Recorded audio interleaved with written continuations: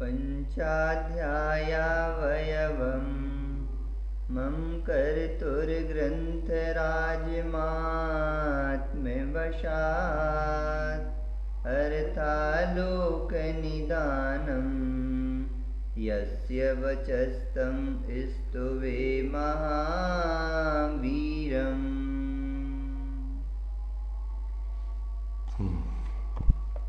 चर्चा अपनी जो द्रव्य का विशेष स्वरूप है उसके माध्यम से द्रव्य के स्वरूप को समझने की चल रही है। द्रव्य सामान्य विशेषात्मक है, तो सामान्य से द्रव्य का स्वरूप अपन ने पहले पढ़ लिया था 70 नंबर तक के श्लोक तक। इसके बाद अब 71 से यहाँ पर भेद दृष्टि से द्रव्य के स्वरूप को स्पष्ट किया जा रहा है। तो इसमें अपना भी 3 श्लोक की चर्चा हो गई थी, 71, 72, 73। अब इसमें जो द्रव्य के स्वरूप को बताया गया 72 नंबर के श्लोक में कि द्रव्य कैसा है, गुण पर्यायवत् द्रव्यम, गुण पर्याय वाला द्रव्य है यहाँ पर जो है, अथवा गुण पर्यायों का समूह ही द्रव्य है, ऐसा इसके 2 अर्थ जो है इसमें दिए गए।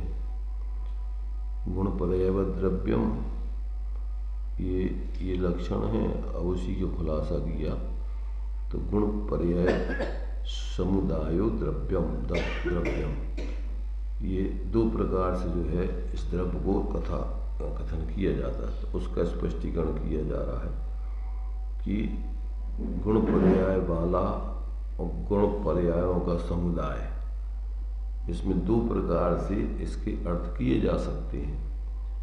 एक तो भिन्न गुण पर्यायों को लेकर के और फिर उसको उसका समुदाय या उस वाला द्रव्य कहो, तो कहते इसका तो यहाँ निषेध किया गया है। माने ये तो यहाँ पर तो जो है अतद्भाव रूप भेद है, यहाँ पर भिन्न कि संयोग संबंध वाला जो है यहाँ पर जो है अपन वाला नहीं कहना है, जैसे तांगे वाला, रिक्शे वाला अथवा जो भी बाहर के पदार्थ हो अपन उसको कह देते उस वाला, या अपन कह देते हैं कि उनका समूह। तो समूह में भी संयोग वाले समूह को भी समूह कह दिया जाता है, इनका समूह। तो यहाँ उसका निषेध किया गया है कि नहीं ऐसा नहीं है। तो कैसा है, तो उसका ये तो अतद्भाव रूप भेद की दृष्टि से भले ही इसको अपन उस वाला कह दिया, पर वास्तव में तो उस मय है। फिर वो अभेद दृष्टि से जब विचार करेंगे द्रव्य की, तो द्रव्य गुण पर्याय मय है, जिसके लिए अपन ने जो पंचाध्यायी में दिया हुआ है कि जब अपन उसको द्रव्य गुण और पर्याय, तो ये जो है कथनचित अतद्भाव रूप भेद तो है इनमें, कथनचित ये अनन्य है, अभेद है, एक ही है, ऐसा उसमें अपन को पंचास्तिकाय में अपन ने जो द्रव्य बिन पर्याय ना पर्याय बिन न द्रव्य हो, दोनों अनन्य रहें सदा, यह बात जिनवर ने कही। द्रव्य बिन गुण है नहीं, गुण बिना द्रव्य है नहीं, दोनों अव्यतिरिक्त रहें सदा, यह बात जिनवर ने कही। ये पंचास्तिकाय की 2 गाथाओं में ये दो तरीके से स्पष्टीकरण दिया है। ऐसा उनको कथनचित अतद्भाव रूप भेद भी कहते हैं और कथनचित उनको अनन्य भी कहते हैं, एक दूसरे मय द्रव्य अभेद दृष्टि से जब विचार करते हैं तो ये अनन्य है गुण पर्याय आत्मा से, ऐसा इसका स्वरूप जानना चाहिए। तो अब आगे जो है इसी का खुलासा करते हैं। कोई संपूर्ण गुण और उनकी त्रिकालवर्ती संपूर्ण पर्यायों को ही द्रव्य कहते हैं, उसी का और विस्तार कि अब इसको और किस किस रूपों में कहा जा सकता है, तो उसका विशेष खुलासा चलता है। 74 नंबर का श्लोक। अयमत्राभिप्रायो ये देशास्तद्गुणास्तदंशाश्च एकालापेन समं द्रव्यं नाम्नात एव निशेषम्। अर्थ, उपयुक्त कथन का यह अभिप्राय है, उपर्युक्त, उपयुक्त नहीं, उपर्युक्त कथन का यह अभिप्राय है कि जो देश यानी प्रदेश हैं, उन देशों अर्थात प्रदेशों में रहने वाले जो गुण हैं तथा उन गुणों के जो अंश हैं, उन सबकी प्रदेश प्लस गुण प्लस गुणांशों की एक ही शब्द द्वारा द्रव्य संज्ञा है। यहाँ देश देशांश को भिन्न भिन्न ना कहकर दोनों की जगह मूल गाथा में देशः शब्द का प्रयोग किया गया है। क्या कहा यहाँ पर? द्रव्य को यहाँ पर क्या क्या कहा, कहने किस रूप में जो है द्रव्य के जो है माने उसको नाम दिए जा सकते हैं। तो यहाँ कहते हैं कि जो अभी अपन ने ऊपर पढ़ा है द्रव्य का स्वरूप गुण पर्याय बद द्रव्य अथवा गुण पर्यायों का समुदाय द्रव्य, तो कहते उसको यह ऐसा अभिप्राय उसको जानो कि जो देश हैं अर्थात प्रदेश हैं और उन देशों अर्थात प्रदेशों में रहने वाले जो गुण हैं तथा उन गुणों के जो अंश हैं, उन सब की प्रदेश गुण और गुणांशों की एक ही द्रव्य द्वारा द्रव्य संज्ञा कही जा सकती है। यहाँ देश देशांश को भिन्न भिन्न न कहकर दोनों की जगह मूल गाथा में देशः शब्द का प्रयोग किया गया है। तो यहाँ देश माने हिस्सा नहीं, देश माने प्रदेशों का समूह और देशांश माने उसका हिस्सा। जब अपन गुण नहीं, देशांश माने होता है एक एक प्रदेश उसके खंड खंड करना। और यहाँ पर जब अपन बोलते हैं क्या बोलते हैं, यहाँ जो है देशों में रहने वाले एक विवक्षा से उसके लिए अपन देशांश भी कहते हैं। यहाँ पर यहाँ गुण और गुणांश, देश और देशांश दो चीज़ें हैं, देश देशांश गुण गुणांश। तो यहाँ पर दोनों के लिए जो है एक ही संज्ञा दी गई, माने गुणों के लिए भी देशांश कह दिया और गुणांशों के लिए भी देशांश कह दिया। क्या कहा? गुणों के लिए भी देशांश कह दिया। क्या कह दिया? गुणों के लिए देशांश। देश माने होता है द्रव्य और देशांश माने होता है उस देश में जो भी है उसको खंड खंड करके कहना। पर्याय को जैसे अपन जो है एक तो द्रव्य गुणों की अवस्था पर्याय है, एक तो गुणों की अवस्था पर्याय है।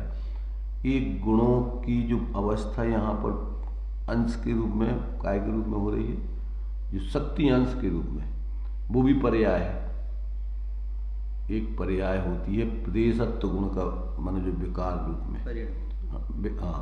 और एक देशांश यहाँ कह रहा है शक्ति के अंश रूप में गुणों के, जो अपन ने कल जो चर्चा की थी कि जैसे हीनाधिकता जो गुणों की होती है, मति श्रुत अवधि मना पर्याय केवल ज्ञान आदि, तो वे प्रदेशांशों की अपेक्षा उस रूप में नहीं लेना है, माने प्रदेशत्व गुण के विकार के रूप में नहीं लेना है उसको।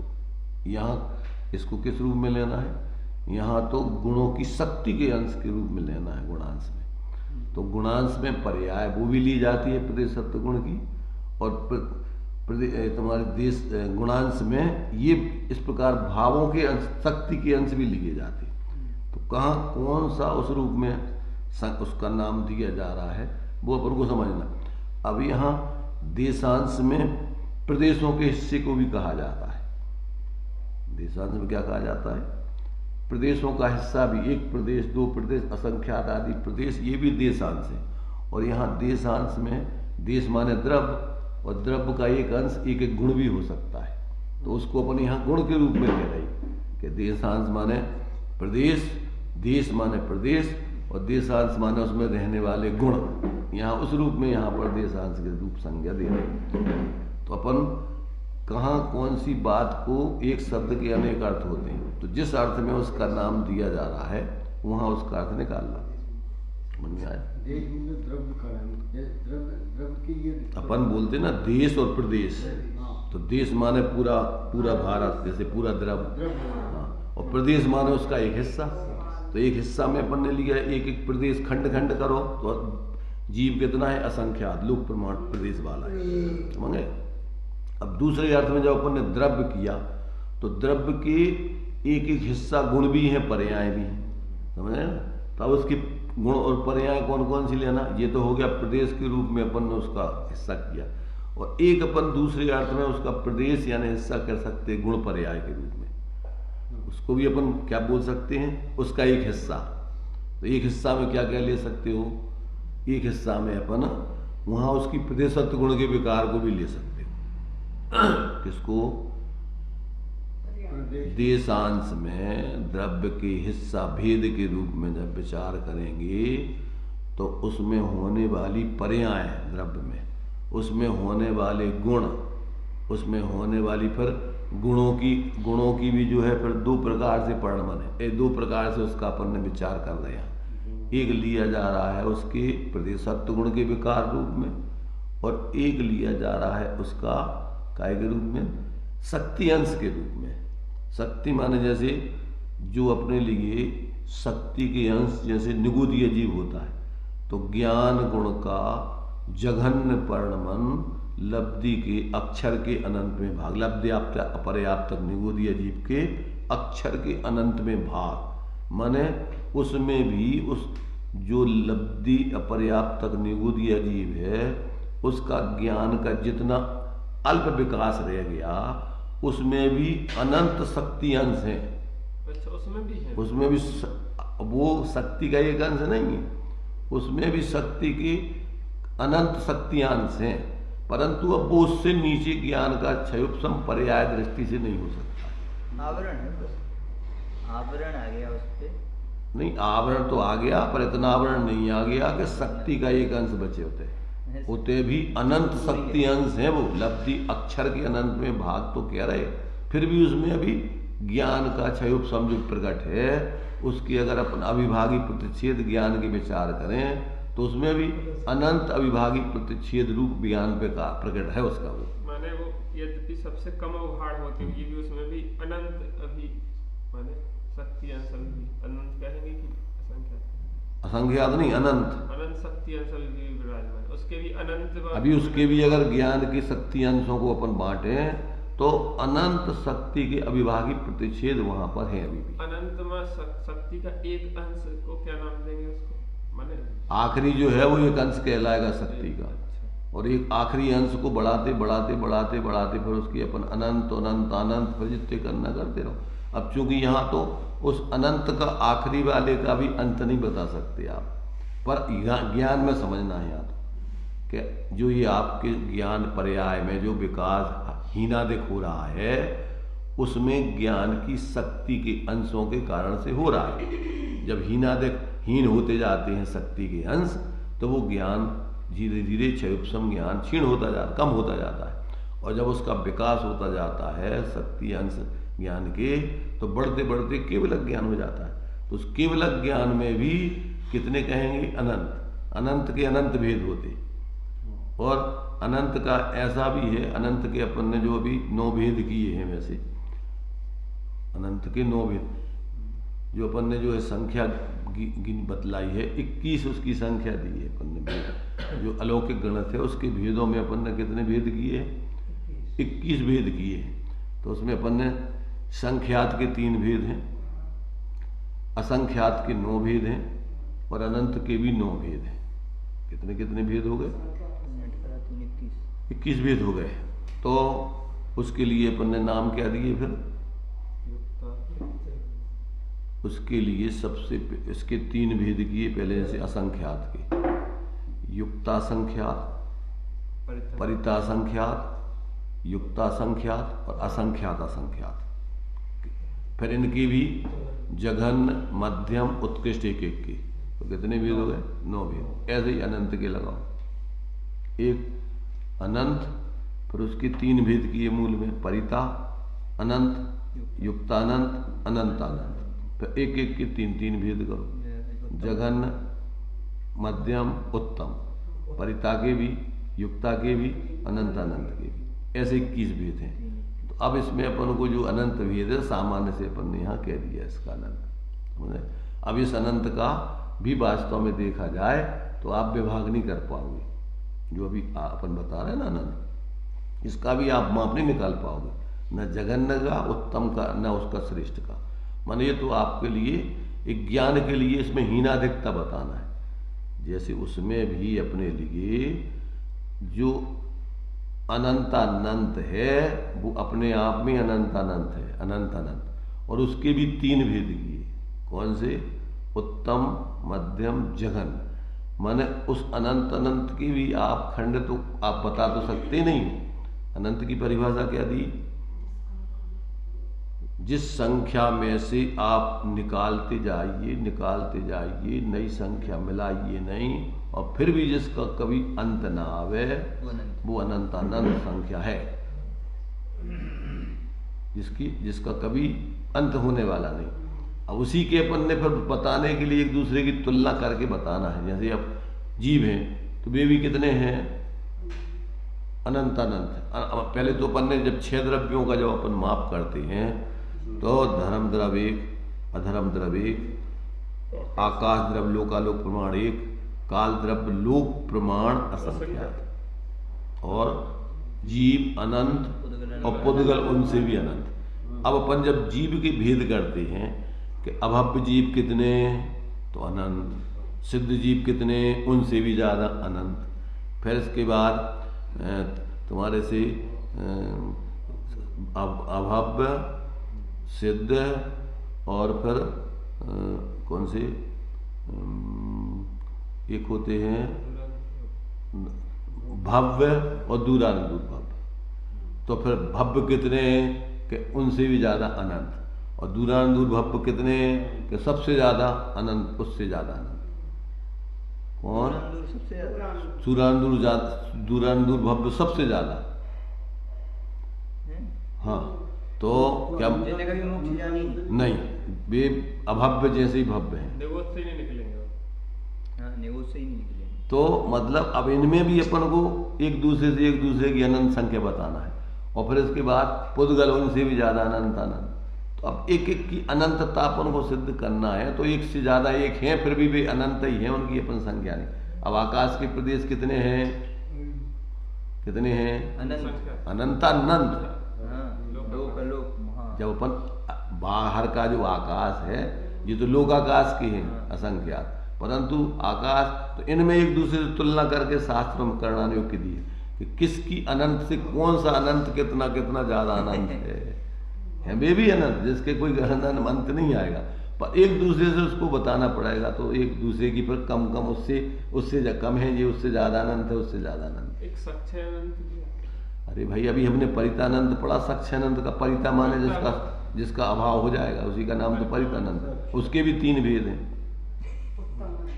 तो फिर इसके बाद युक्तानंद है, फिर इसके बाद में अनंतानंद है, फिर उसके भी अपन ने 3 भेद किए, पर उनमें भी आपस में बहुत भेद है।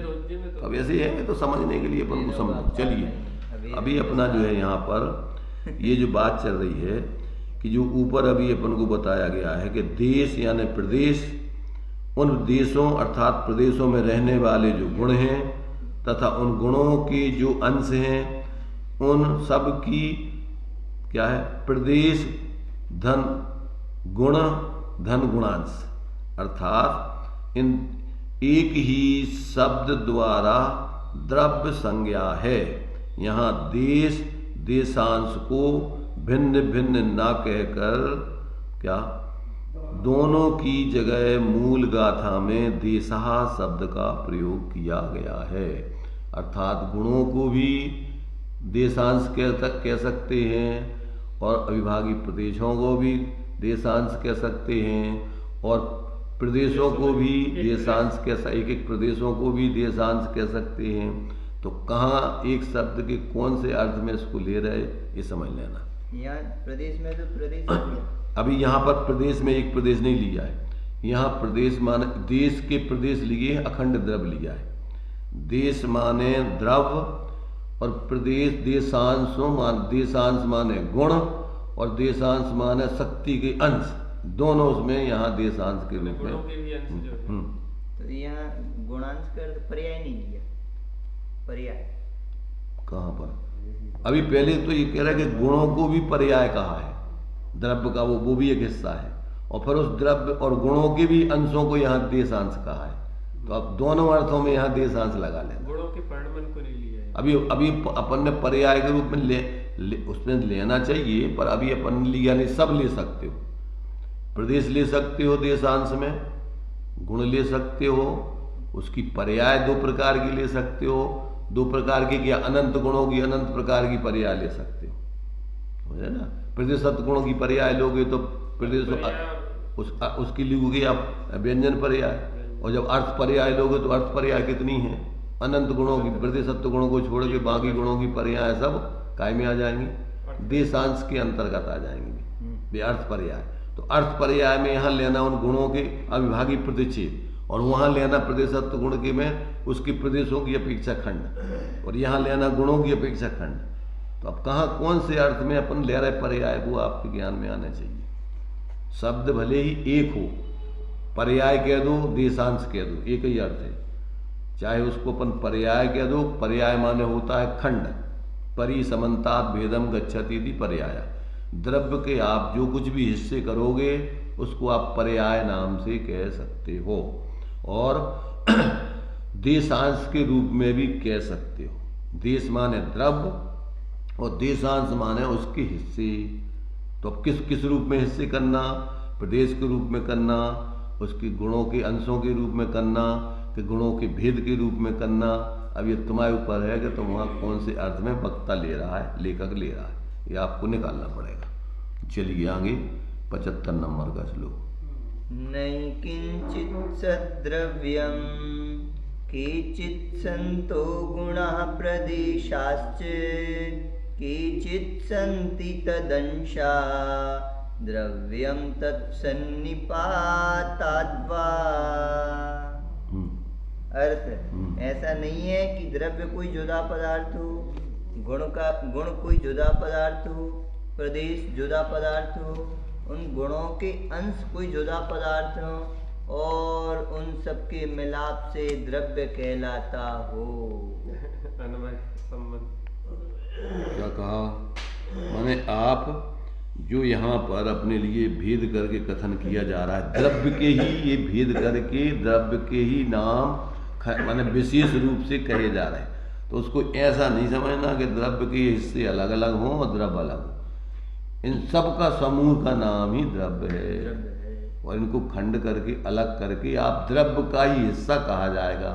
देशांश कहो, द्रव्य की पर्याय कहो, तो आपके लिए उसी के रूप में उसको लिया जा रहा है, ये आपको समझना चाहिए। तो इस प्रकार से ये अपन को भेद प्रभेद सारे के सारे अपने ज्ञान में आने चाहिए।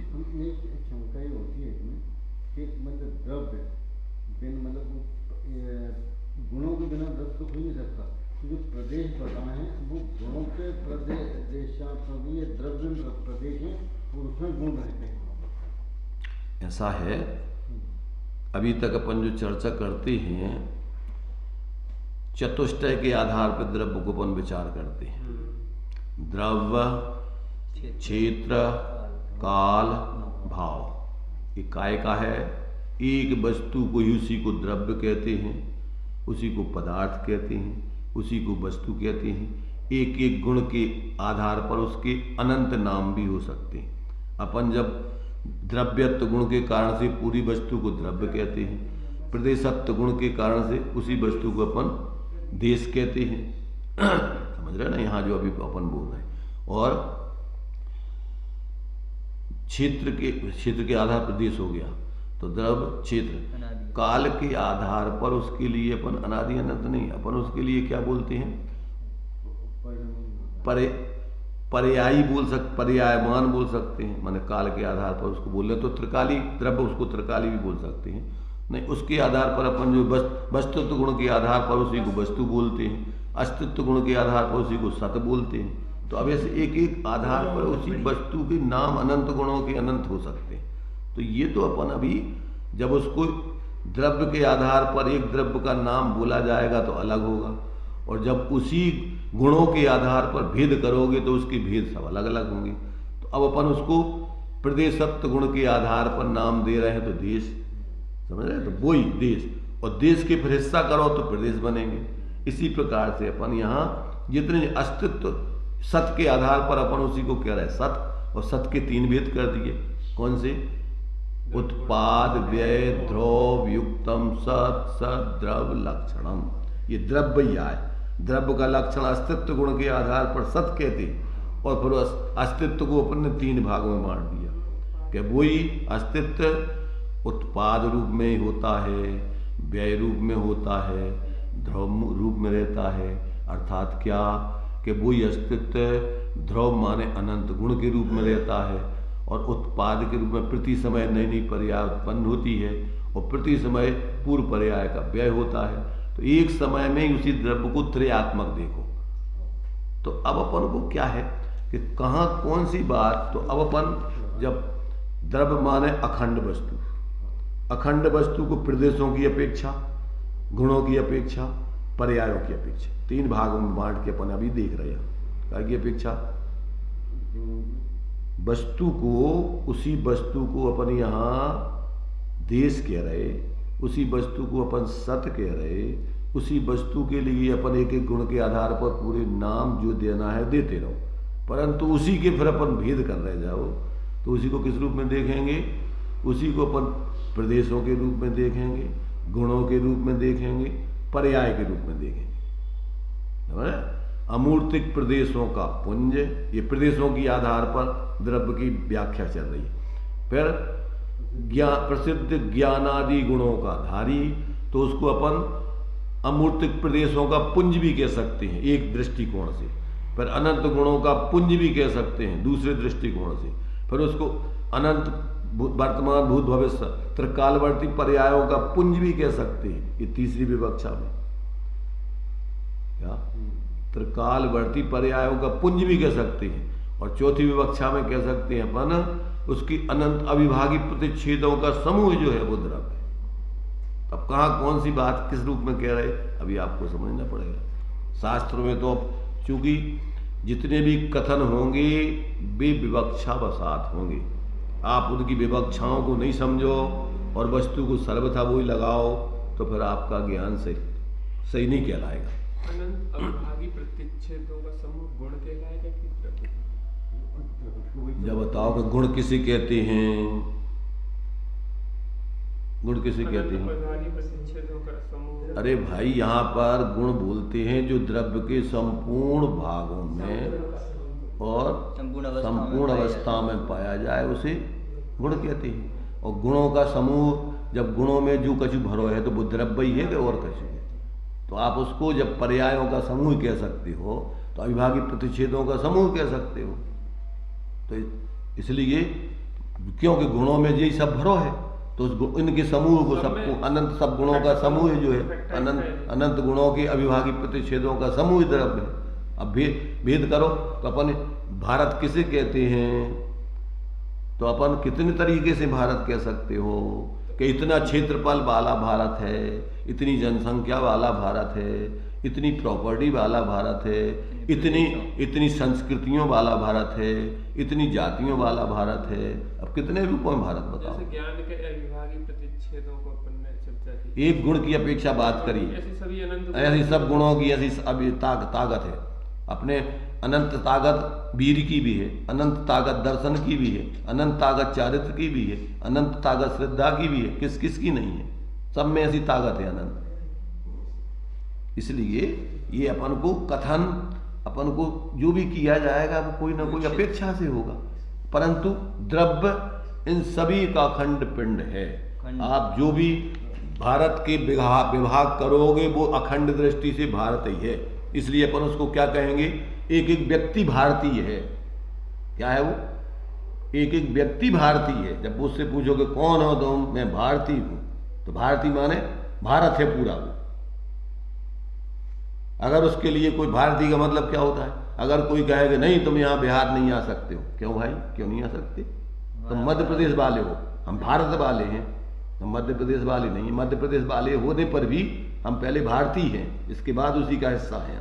उसके हिस्से मतलब हमारा भारत पे, पूरे भारत पे हमारा अधिकार है। ऐसे ही अपन एक एक द्रव्य का जो कुछ भी है, चाहे पर्याय हो, चाहे अविभाज्य प्रतिच्छेद हो, चाहे उसके प्रदेश हो, सब क्या है, द्रव्य है अखंड दृष्टि से। क्यों कि वो द्रव्य का हिस्सा माने द्रव्य अखंड, ऐसा हिस्सा तो अपन ने भेद कर दिया, परंतु खंड नहीं होता द्रव्य में। ये तो समझने के लिए व्यवहार है, और उसको अगर आपने सापेक्ष दृष्टि से नहीं समझा तो आपने एकांत ग्रहण कर लिया, ये समझ लेना। तो द्रव्य में जो कुछ भी है वो अखंड दृष्टि से द्रव्य ही है। तो अपन आप पहले उसको अखंड दृष्टि से लगाकर और फिर सापेक्ष दृष्टि से विचार करो कि जो मध्य प्रदेश से आए हैं, पर हैं काय में से, हम भारत में के हिस्सा हैं, हम कोई अलग से, कोई मध्य प्रदेश हमारा अलग देश नहीं है। तो ये अपन को बराबर समझना चाहिए। खंड देश।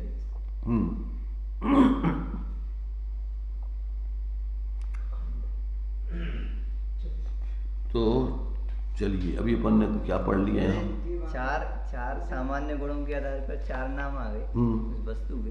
इनकी आधार पे भी आएंगे, प्रमेयत्व और है ही ना। तो प्रमेयत्व के आधार पर सब गे कहलाते हैं, ज्ञान के आधार पर। अच्छा, प्रमेय कहो, गे कहो, ये कई बात है। प्रमेय कहो, सब द्रव्य सब पदार्थों को प्रमेय कहते हैं, सभी को ज्ञान गे कह सकते हैं।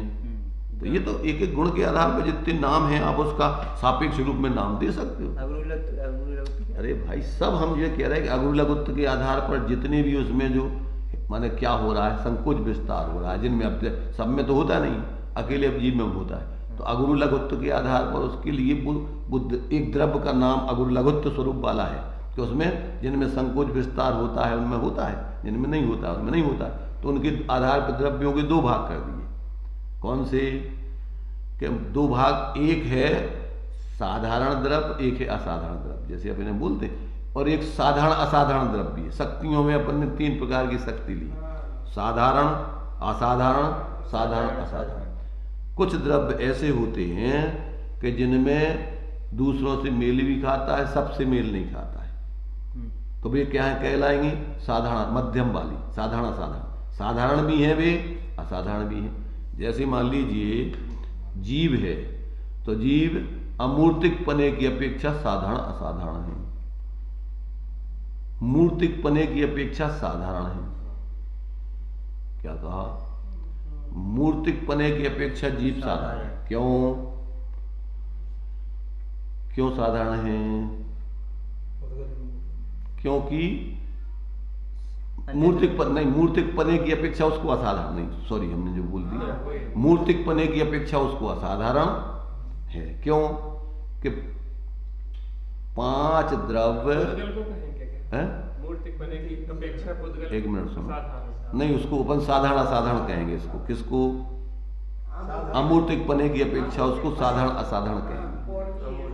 अमूर्तिक पने की अपेक्षा, मूर्तिक पने की अपेक्षा पुद्गल को साधारण कहेंगे, हाँ असाधारण कहेंगे। चलो उसको उधर से लगाना है क्योंकि उसकी सिद्धि करना है। तो वो मूर्तिक पने की अपेक्षा पुद्गल कैसा? पुद्गल का वो गुण कौन सा गुण है? असाधारण गुण है। पुद्गल असाधारण गुण वाला है मूर्तिक पने के पीछे। बाकी 5 द्रव्य साधारण, एक है कैसे? अमूर्तिक है सब, जीव, धर्म, अधर्म, आकाश, काल, इन सब में पाए जाएंगे वो गुण, बाकी अकेले पुद्गल में नहीं। तो पुद्गल का वो असाधारण गुण है। अब जीव का साधारण गुण है जानना देखना, ये 5 द्रव्यों में नहीं मिला। असाधारण गुण तो क्या है? ये उसका असाधारण गुण है। और उसमें जो है अमूर्तिक पना है वो साधारण असाधारण है। अमूर्तिक पना 4 द्रव्यों में भी है, जीव में भी है। तो ये मिश्र है, हो गया क्या? ये पुद्गल की अपेक्षा तो असाधारण है और 4 द्रव्यों की अपेक्षा साधारण, इसलिए साधारण असाधारण पना हो गया उसके पीछे। तो ये ऐसे ही अपन को सब गुणों के आधार पर लगेंगे। तो कहाँ कौन से गुण किस में है किस में नहीं है? अब समान, असमान, असाधारण। तो संकोच विस्तार अकेला जीव ही में होता है, समझा ना? संकोच विस्तार वैसे तो अपन देखो उसमें अपने लिए अवगाहन देने की शक्ति आकाश में असाधारण मानी गई है, परंतु सामान्य रूप से सभी द्रव्यों में अवगाहन देने की सामर्थ्य है। अगर नहीं होगी तो कोई भी द्रव्य रह ही नहीं सकता। उद्गल में नहीं पाया जाता है क्या? संकोच विस्तार नाम की। नहीं, संकोच विस्तार नहीं, वो तो अपन उपचार से बोल रहा उसमें। एक परमाणु को आप फैला सकते हो, एक परमाणु को नहीं फैला। एक ही परमाणु की बात चल रही मुख्य रूप से। एक परमाणु उपचार से, जैसे अपन उसको बहुप्रदेशी कहते हैं, तो उपचार से उसको कह दो संकोच विस्तार। स्कंद की अपेक्षा उसमें जैसे फुगना है, तो फुगना में अपन देखते हैं फुला, दृष्टांत तो वही दिया जाता है कि यहाँ पे इतना सा है और उसको खींच दो इतना बड़ा हो जाए, फुला दो तो इतना बड़ा हो जाए। तो ये उपचार का है संकोच विस्तार। परमाणु से देखो तो नहीं, परमाणु की तरफ से। परमाणु को आप नहीं खींच सकते, नहीं सुकोड़ सकते, उसका जितना है उतना ही। आत्मा का जो एक प्रदेश है, क्या वो भी संकोच विस्तार करता है? क्या आत्मा का एक प्रदेश नहीं करेगा तो कैसे एक दूसरे में जाएंगे? पूरे प्रदेश लोग एक एक प्रदेश में ही तो ये संकोच विस्तार करके और इतनी छोटी जगह में आ जाएंगे, उतनी फैल जाएंगे। तो उनमें ही तो होता है संकोच विस्तार, काय में होगा? द्रव्यों में उनमें नहीं होता, द्रव्यों में दूसरे द्रव्यों में। पर इसी द्रव्य में तो जीव का ही तो लक्षण है संकोच विस्तार। तो एक द्रव्य के प्रदेशों के आधार पर ही तो फैलेगा, सुकड़ेगा। भाई प्रदेश सुकड़ करके अक्षर के अनंत उसमें तुम्हारे लब्धि पर्याप्त तक निगुदीय जीव में आ जाएंगे, उतनी असंख्यात प्रदेश, और फैल जाए तो पूरे तीनों लोगों में फैल जाएंगे। जीव फैलता है तो बाकी की ओर शरीर और फैल जाती है, जैसे तेजस का परमाणु भी फैलती क्या है, जैसे समुद्र हाथ होता है। तो वही तो इसीलिए तो बताया कि स्कंद की अपेक्षा संकोच विस्तार उसमें बताया जाता है। परमाणु की अपेक्षा कोई द्रव्य में संकोच विस्तार नहीं होता, अकेले जीव द्रव्य को छोड़ के। जैसे एक एक परमाणु है और जब उसका विस्तार हुआ तो जो फैला है तो वो परमाणु में गैप कैसे स्थिति बनती है? उनमें स्थूल और सूक्ष्मपने रूप परिणमन करने की योग्यता है। इसलिए वो जब फैलेंगे तो उसमें उस जाति का परिणमन हो जाएगा, उनमें फैलने का। इसमें उन पुद्गल परमाणुओं में जब संकोच रूप में रहेंगे तो वे परमाणु अभी जो एक दूसरे के ऊपर थे, वे परमाणु फैल करके फैल जाएंगे। कोई उसमें अलग से परमाणु नहीं आ जाएंगे। कौन से परमाणु फैल जाएंगे? वे जो अभी संकुचित रोक करके एक दूसरे के ऊपर, जैसे आत्मा के प्रदेश एक दूसरे के ऊपर थे और फैल जाएंगे, तो वो फैल करके एक एक प्रदेश पर पहुंच जाएंगे लोग के। ऐसे ही वे परमाणु संकुचित होकर के इतने से में रहेंगे, फैल करके फैल जाएंगे वो। तो उनमें आत्मा के प्रदेश में अपन संकोच विस्तार घटित कर रहे हैं, तो क्या पुद्गल का जो विस्तार हुआ तो उसके भी परमाणुओं में संकोच विस्तार है? उनमें जो बंधन है, उस बंधन में इस प्रकार के फैलाव होने की सामर्थ्य है। बंधन में जो बंधन हुआ है तो उस बंधन में ही फैलने सकोड़ने की सामर्थ्य उनमें विद्यमान है।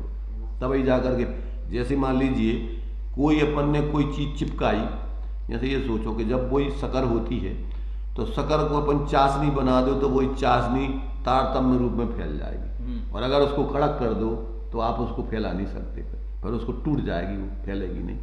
तो उसमें इस प्रकार की सामर्थ्य है वो, कि जो बंधन होता है उस बंधन में इस प्रकार के फैलने सकोड़ने की सामर्थ्य है। अब जैसे आत्मा का जो प्रदेश है वो, जैसे मान लो जो अपन प्रदेश की अपन परिभाषा निश्चित कर दे कि एक पुद्गल परमाणु आकाश के जितने क्षेत्र को घेरता है वो एक प्रदेश है, तो वो जो आत्मा का प्रदेश हो या पुद्गल का प्रदेश अपन स्थान में आकाश का जो भी, तो वो जब फैलेगा तो उससे बड़ा साइज का हो जाएगा। निकाय के लिए बड़ा साइज का हो जाएगा। जब उसका विस्तार पूरे लोक प्रमाण होना संख्या किसको किसको जब जीव का होगा, हाँ तो जो आकार बढ़ा अरे भाई, अभी हमने जो कहा है कि जो प्रदेश एक दूसरे के ऊपर आकर के संकुचित होते हैं तो उसमें प्रदेश का बढ़ जाएंगे। बढ़ने के लिए उसका साइज फैलाव की बात तरफ, साइज फैलाव की बात नहीं है। उन्हीं प्रदेशों में सिर्फ फैलने की सामर्थ्य है जितने हैं, ना कि कोई साइज बढ़ करके फैलेंगे। अगर साइज बढ़ करके फैलेंगे तो एक ही प्रदेश फैल सका था, तो काय के लाने उसको असंख्यात कहते हैं अपन। एक ही प्रदेश को फैला दो, पूरा फैल जाए वो पूरे में लोक में, क्योंकि जरूरत कहाँ थी असंख्यात कहने की। चलो आगे बढ़ो तुम, अब ज़्यादा हो कि बाल की खाल मत निकालो, केवल ज्ञान हो जाएगा जब सब समझ में। अब तो स्थूल रूप में समझो अपन कि भाई जो व्यवस्था है उस व्यवस्था को अपन जिस रूप में है कि ऐसी व्यवस्था उपचार की है, ऐसी व्यवस्था परमार्थ की है। एक एक प्रदेश है तो अगर संख्या लगाओ तो संख्यात है, और अगर उनके लिए आप सकोड़ो तो भाई प्रदेश संकुचित होकर के इतनी जगह में भी रह सका। ऐसा नहीं है कि वो एक प्रदेश भी उसमें फैलन लगो तो फिर सबरे असंख्यात ही नहीं कहना, एक ही द्रव्य के एक ही प्रदेश ही वो द्रव पूरे में फैल गो, ऐसा कह दो। इसलिए ये सब चीज़ें अपन को में ज़्यादा महत्व की नहीं है, मात्र अपन को मात्र ज्ञान करना है कि वस्तु व्यवस्था लोक की ऐसी है, और समझ करके उसमें अपन को मूल प्रयोजन है कि अपन इन सारे पदार्थों से प्रयोजन की जब बात करें तो ये सब गेय अधिकार है, गेयों का ज्ञान है, ताकि लोक संबंधी अपन को कोई और भ्रांति नहीं, मिथ्या कल्पना नहीं हो उसमें। तो ये इसके लिए अपन को ये लोक की वस्तुओं का ज्ञान कर रहे हैं, और फिर उसमें से अपना प्रयोजन साधने के लिए इन सारे पदार्थों से अपने उपयोग को, उनमें पहली चीज तो किसी में अपन को मोह राग द्वेष नहीं करना है। सब पदार्थ स्वतंत्र अपने अपने स्वरूप में रहते हैं, कोई पदार्थ किसी का होता नहीं, किसी में आ जा सकता नहीं, मात्र ये निमित्त नैमित्तिक संबंध की व्यवस्था है, मात्र अपन जान लो भिन्न रह करके, अभिन्न होकर के नहीं। तो ऐसा भिन्न होकर के जानने पर भी अपन अपनी ही गुण पर्यायों में अभिन्न रहते हैं, पर द्रव्य गुण पर्यायों में अपन न आ सकते हैं, न जा सकते हैं, न ले सकते हैं, न दे सकते हैं। ऐसा ज्ञान होने पर जो अनादिकाल से अपन पागलपन में उलझे हुए हैं, अपने स्वरूप को भूल के उसका आश्रय न करके और निरंतर पर लक्ष्य कर करके मोह राग द्वेष करके परेशान हैं, वो परेशानी मिटाना। और जब अपन मोह राग द्वेष छोड़ करके अपने अभेद स्वरूप की साधना करेंगे तो ऐसा ज्ञान हो करके आप अवधि ज्ञान आदि, मनप्रिय ज्ञान आदि अगर होगा तो उसमें भी आपके लिए सारी भ्रांतियां जो बहुत स्थूल अपन को समझ में नहीं आती, वे सब खत्म हो जाएंगी, समझे ना।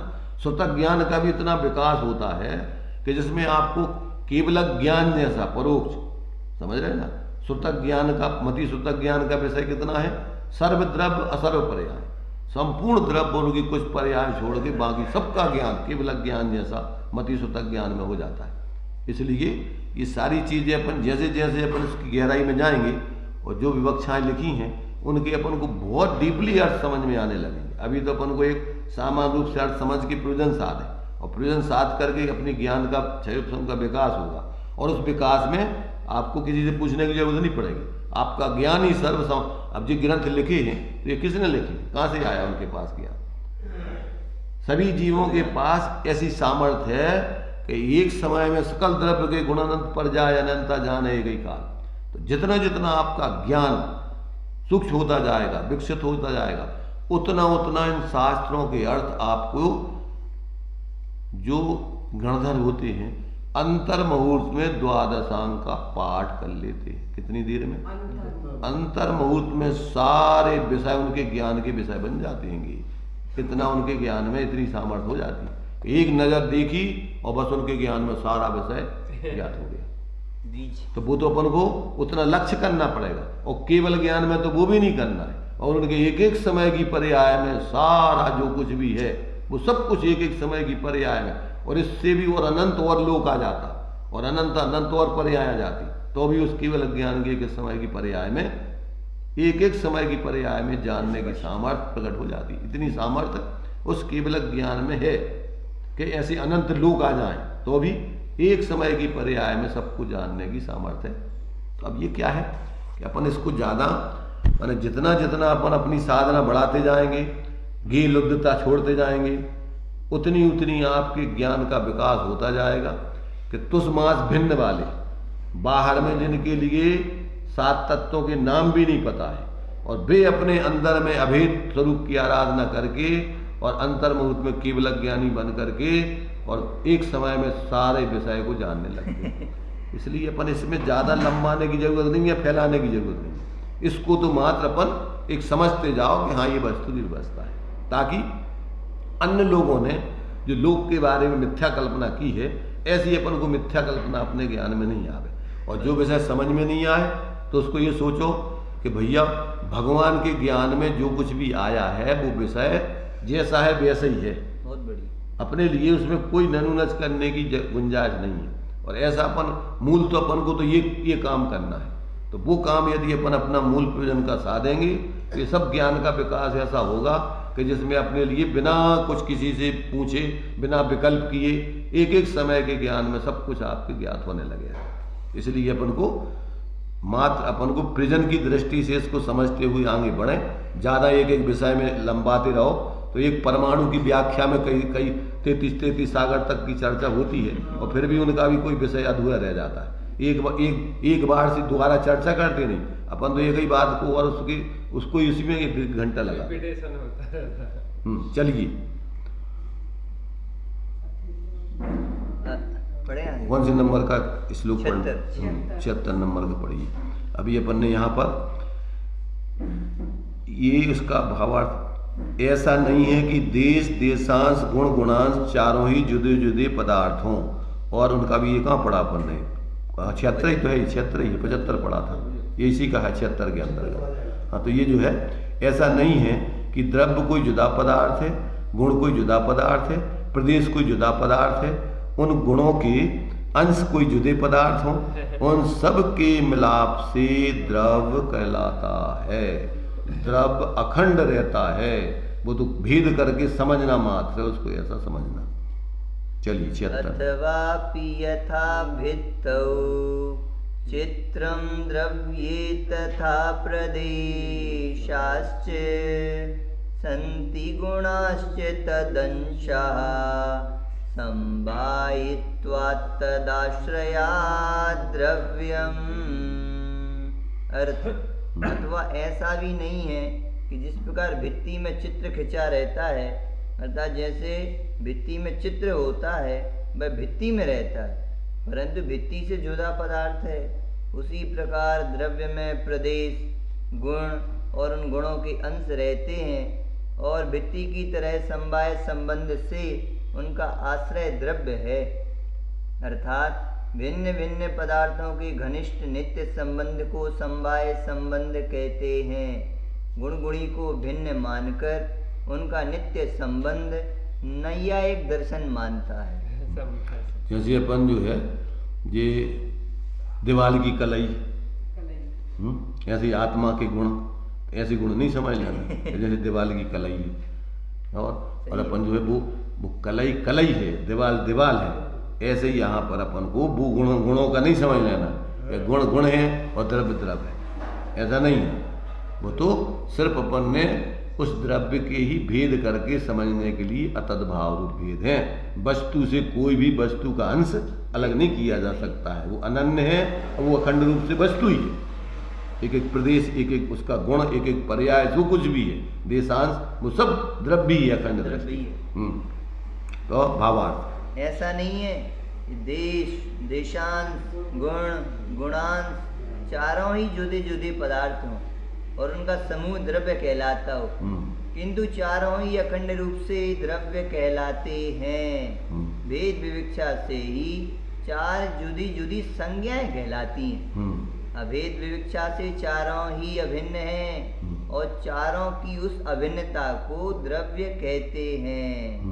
क्या कह रहे हैं? देश माने द्रव्य और देशांश माने प्रदेश, गुण माने गुण और गुणांश माने उसकी पर्याय, और पर्याय में दो तरीके से लगाना। एक प्रदेशत्व गुण के आधार पर उसकी पूरे द्रव्य रूप फैलाव वाली पर्याय, और एक शक्ति के अंश रूप में उन गुणों के अंदर में जो है भेद, ये समझना। शक्ति के अंदर अविभागी प्रतिषेध उसके जो है उस रूप में उसकी पर्याय, तो ये दोनों उसमें गर्भित हो जाते हैं। तो ऐसा जो है अपन को ये सब वस्तु के ही अभिन्न अंश, वस्तु की दृष्टि से एक अखंड वस्तु ही है। जब व्यवहार से विचार करेंगे तो इन सबका अलग अलग स्वरूप अतद्भाव रूप भेद के रूप में समझ लेना चाहिए। तो इस प्रकार से ये माने अब यहाँ पर आगे की गाथा में उसका दृष्टांत देके खुलासा कर रहे हैं इस श्लोक में।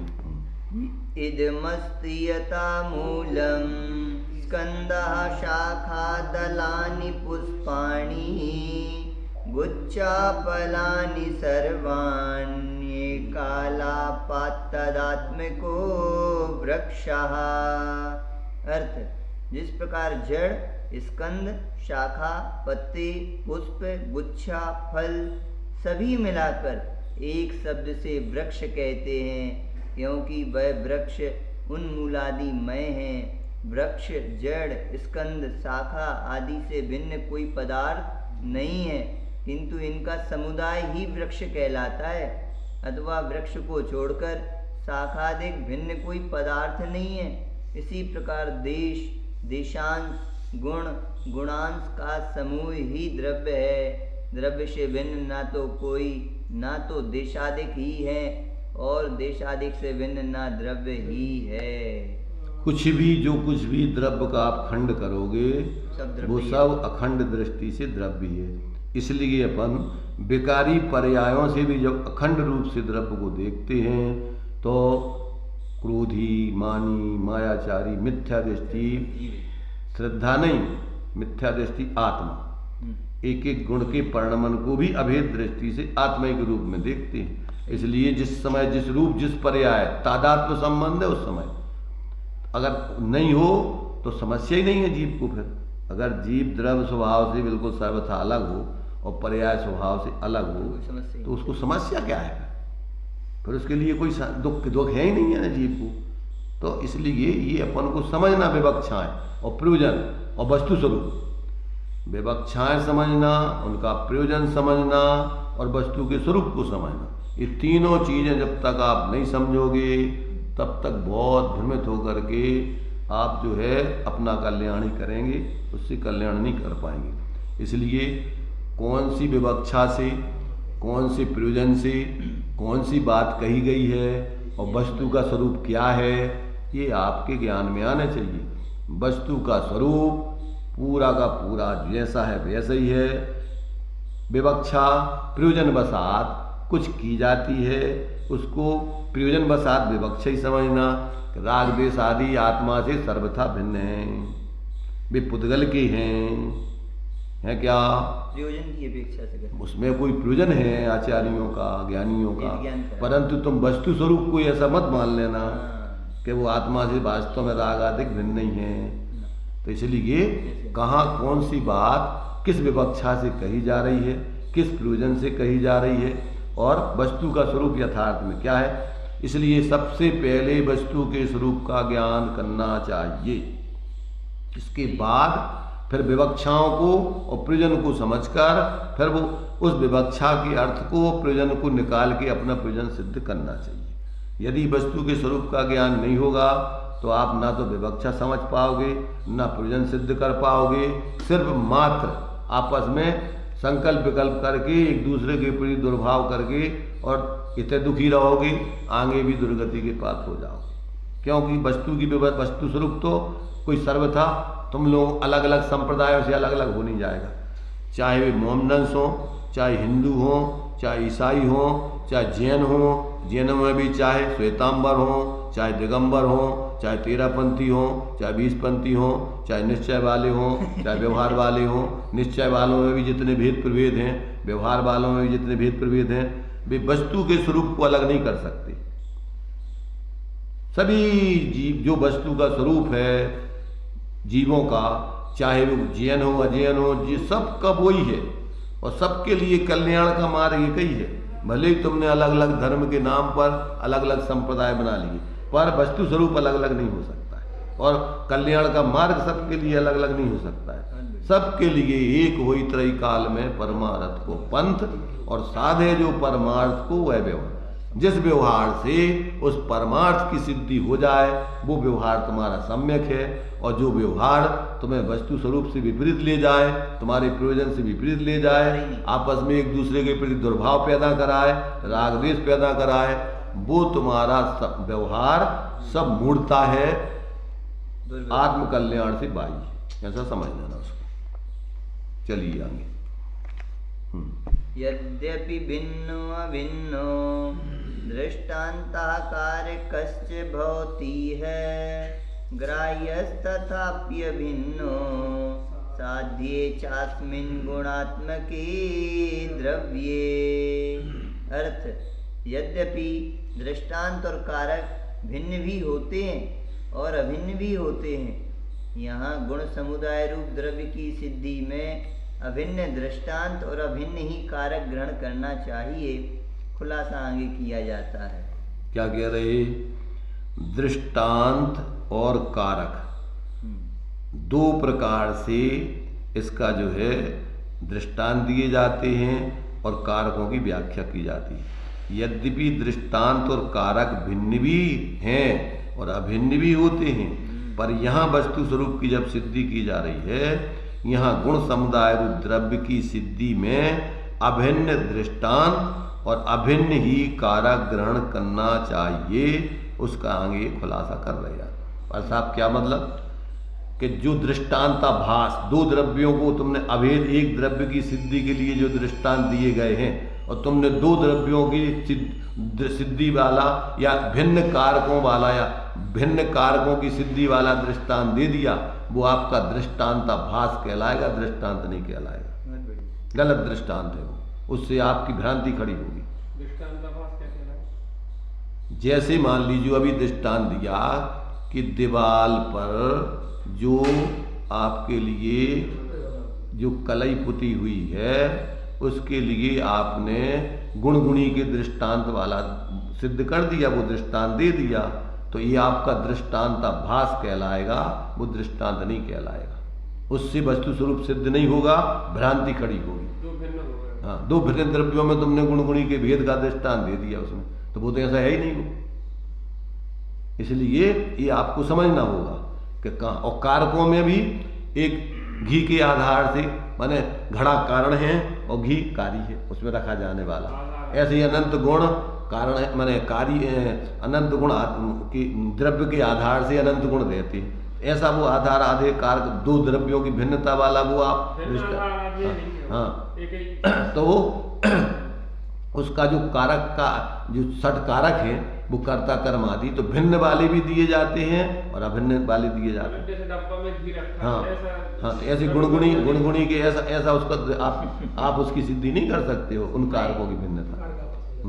तो उसको कारणकारी नहीं बता सकते हो। इसलिए जो है अपन को ये सारी चीजें समझना चाहिए कि न्याय की दृष्टि से उसको दृष्टांताभास कारकाभास कहा जाएगा कि जो अभिन्न कारक की बात चल रही और तुमने भिन्न कारक का दृष्टांत दे दिया या भिन्न कारक उसको सिद्ध कर दिए, तो वो आपका न तो कारक है और न तुम्हारा वो दृष्टांत, दोनों अलग अलग माने भ्रांति है, तुम्हारी भ्रम है, वस्तु स्वरूप को तुमने समझा नहीं। चलो अब इसके अपन दृष्टांत वगैरह बाद में देख लेंगे, चलो छोड़िए। वैसे तो ये दो दृष्टांत यहाँ दी गए हैं जो, तो उनकी दो श्लोक ही हैं अकेले, और इसके बाद में फिर अलग शंका उठाई गई है। पढ़ा ना दृष्टांत, पढ़ लो चलो। भिन्नोप्यथ दृष्टान्तो भित्तौ चित्रम यथा दधी है घटे भिन्नाकारक इति वा कश्चित् धनवान धनस्य योगिने। अर्थ आधार आधे की भिन्नता का दृष्टांत इस प्रकार है कि जैसे भित्ति में चित्र होता है अथवा घड़े में दही रखा है, भित्ति भिन्न पदार्थ है, उस पर खिंचा हुआ चित्र दूसरा पदार्थ है। इस प्रकार घट दूसरा पदार्थ और उसमें रखा हुआ दही दूसरा पदार्थ है। इसीलिए दोनों ही दृष्टांत आधार आधे की भिन्नता में हैं। भिन्न कारक का दृष्टांत इस प्रकार है जैसे कोई मनुष्य धन के निमित्त से धनवाला कहलाता है। यहाँ पर धन दूसरा पदार्थ है और पुरुष दूसरा पदार्थ है। धन और पुरुष का स्वास्वामी संबंध कहलाता है। यह स्वास्वामी संबंध भिन्नता का है। भावार्थ जिस प्रकार धनवान पुरुष यह भिन्नता में स्वास्वामी संबंध है, इस प्रकार गुण पर्यायवान द्रव्य यह संबंध नहीं है। अथवा जैसा आधार आदि भाव भित्ति और चित्र में है वैसा गुण द्रव्य में नहीं है, किंतु कारक और आधार आदि दोनों ही अभिन्न हैं। समझ में आ गया? स्वास्वामी और आधार आदि। हाँ, अगर तुमने दो भिन्न भिन्न कारकों का दृष्टांत अभिन्न कारकों में लगा दिया तो वो कार का भास हो गया, और अगर तुमने इसी प्रकार दृष्टांत भी भिन्न वस्तु की सिद्धि के वाला दृष्टांत अभिन्न वस्तु स्वरूप की सिद्धि वाले दृष्टांत में लगा दिया तो वो दृष्टांत भास हो गया, वो तुम्हारा सही नहीं है। उससे तुम्हें वस्तु स्वरूप की सिद्धि नहीं होगी, भ्रांति खड़ी हो जाएगी, ये समझ लेना। दूसरा आगे देखिए, कोरस 80 नंबर है। दृष्टान्तश्च भिन्नो वृक्षे शाखा यथा ग्रहे स्तंभः अपि च भिन्नाकारक इति वृक्षोऽयं यथा हि शाखावान। अर्थ, आधार आदि की अभिन्नता में दृष्टांत इस प्रकार है, जैसे वृक्ष में शाखा अथवा घर और खंभा। कारक की अभिन्नता में दृष्टांत इस प्रकार है, जैसे यह वृक्ष शाखा वाला है। तो ये जो है, हाँ, इस प्रकार से भावार्थ। भावार्थ, यहाँ पर वृक्ष और शाखा तथा घर और खंभा दोनों की अभिन्नता की दृष्टांत हैं। वृक्ष की में शाखा जुदा पदार्थ नहीं है, घर में खंभा जुदा पदार्थ नहीं है। इसी प्रकार वृक्ष शाखावान है, बस स्वामी संबंध भी अभिन्नता का है। इन्हीं अभिन्न आधार आदि और अभिन्न कारक के समान गुण, पर्याय और द्रव्य को समझना चाहिए। देखो, इतना मोटे रूप में तो आदमियों को जो आज वर्तमान में जो भड़काने वाली व्यवस्था चलती ना, भोले जीवों को कुछ जो न्याय को तो ज्ञान नहीं है, और सरल अपन को जो स्थूल जीवन में जो चल रहे हैं भिन्न वाले। हमारे यहाँ एक पंडित जी थे, बंशीधर जी, ये झगड़ा चलता था उनके जी, माने यही वे दृष्टांत देते थे। कौन सा? घी घड़े के आधार से है कि घी के आधार से। फिर भी दृष्ट कहते थे, अच्छा बेटा घी के आधार से है तो घड़ा मोंदा करो, देखो घी के आधार से कैसे। अब भोले जीवों को ऐसा लगता, और उसी में जो सिद्ध हो रहा जो कि अगर घी घड़े के आधार से था तो मोंदा करने से गिर क्यों गया? अगर आधार से था तो फिर अगर घी उसी में उनकी बात का खंडन होता है, पर भोले जीवों को अगर वो घड़े के आधार से नहीं था तो गिर क्यों गया? उसमें जो कुतर्क दे रहे थे, जबकि वो सिद्धि क्या हो रही इससे कि अगर घी घड़े के आधार से था अभिन्न कारक में, अभिन्न उसके कारक में, तो ये बताओ कि औंधा कर दो चाहे सीधा कर दो, वो तो घी घड़े में लगा रहना चाहिए। तो वो भिन्न कारक का दृष्टांत दे करके भोले जी, हाँ सही बात है, अगर घड़े के आधार से नहीं होता तो गिर कैसे गया? वास्तव में ये तो झूठ बोल रहे हैं लोग जो है इस प्रकार से। घड़े के आधार से होता तो गिर क्यों गया? तो अब हमारी उनसे बंद, तो वे जो है वे हमसे उलझ जाते थे उस समय जो है कि भैया तुम उल्टी जो बात कह रहे हो, तुम उकिलाने ऐसी क्यों, ऐसा कैसे? ये देखो ना, तुम सिद्ध करो। अब तुम कुतारकों की लाना तुम्हें कैसे सिद्ध करें? सिद्ध करते रहे, आधार से हो तो गिर कैसे? तो वे उसी को उसको ये दे रहे कुतार कि अगर घी के घड़े के आधार से नहीं था तो गिर क्यों गया, और हम कह रहे घी के आधार से नहीं था तो गिर क्यों गया? भाई अगर घी घड़े के आधार से, अगर घी के आधार से था तो गिर क्यों गया? क्योंकि घी तो घड़े में रहना था वेद दृष्टि से। पत्नी का आधार तो वो दृष्टांत, क्योंकि व्यवहार का तो लोगों को ज्ञान है, अब वो अभिन्न कारकों का, अभिन्न इस प्रकार का तो वे समझती नहीं, तो वो समझ में आ जाएगा, हाँ जी ये पंडित जी सही कह रहे बात। चलो ठीक है, अपन को तो देखो यहाँ दूसरों को अपन समझा नहीं सकते, अपना कल्याण करना है तो यहाँ अपन समझ जाओ। अगर देखो न्याय करने वाला राजा भी विपरीत होगा तो उसी के पक्ष में न्याय दे देगा। किसके? वो कुतर्क वाले के, उसी की बात को वो कहेगा कि इसकी बात सही है, तुम्हारी बात या तो अज्ञानी है या कसाई है। तो इसलिए अपन को बाहर के चक्कर में नहीं पड़ना, बहुमत के चक्कर में नहीं पड़ना, किसी को समझाने के चक्कर में जबरदस्ती नहीं पड़ना। अपनी समझ में आए और अपन समझ के अपने में समाओ और आनंद भोगो। ये बात कोई दूसरों को बताने की नहीं है। जो खुद अंदर में साधना करेगा वो व्यक्ति निश्चिंत और निश्चल होकर के आनंद भोगेगा, और बाहर की कुतर्कों में लगा रहेगा तो उससे कुछ सिद्ध होने वाला नहीं। चलिए अभी अपना टाइम हो गया। निज निधि निज में बताई, यह अनंत उपकार है उसके लिए जिन वाणी माँ को वंदना शतवार है।